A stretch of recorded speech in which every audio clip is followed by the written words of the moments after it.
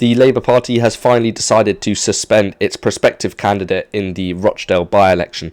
That is Azhar Ali, and that is after some fairly suspect comments he made about the Israeli-Hamas or Israeli-Palestine war.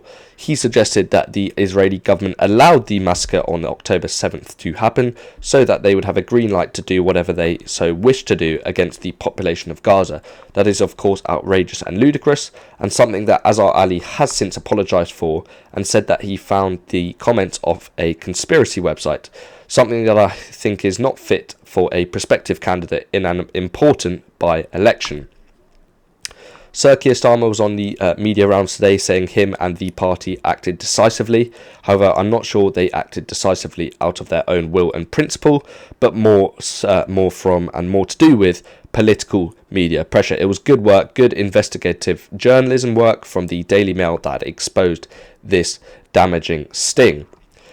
This also leaves us in this unusual situation where Azhar Ali, it is too late for him to be removed as the Labour candidate in the by-election, of course, because, as I say, is coming up in about 2 weeks' time.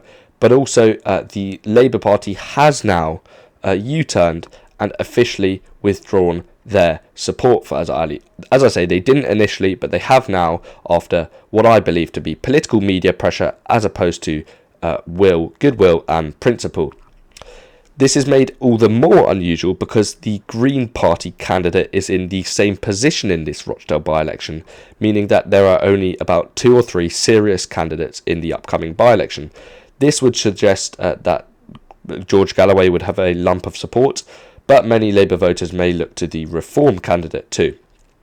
Furthermore, Labour are obviously worried about how this looks politically and how this leaves them vulnerable to the Tories, delved deeper into their party and actually purged another member, suspended another MP, Graham Jones that was today, for similar matters.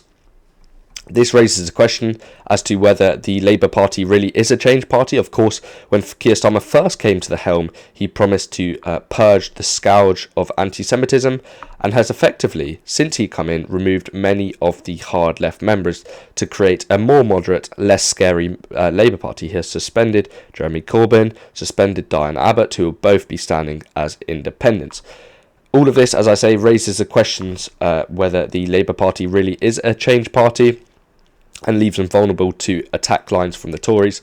But I believe the Tories are actually too divided on their own front, or too divided themselves to even exploit this issue, and will reap the effects of this politically. If there is any chance that the Tories can win the next election, they must use this. And the hesitancy of Keir Starmer to come down on one side, whether it be come down with the Muslim vote or continue to side with a more moderate anti-hard left Labour Party, is a decision that he'll have to make, as currently he is on the fence and politically paying the price.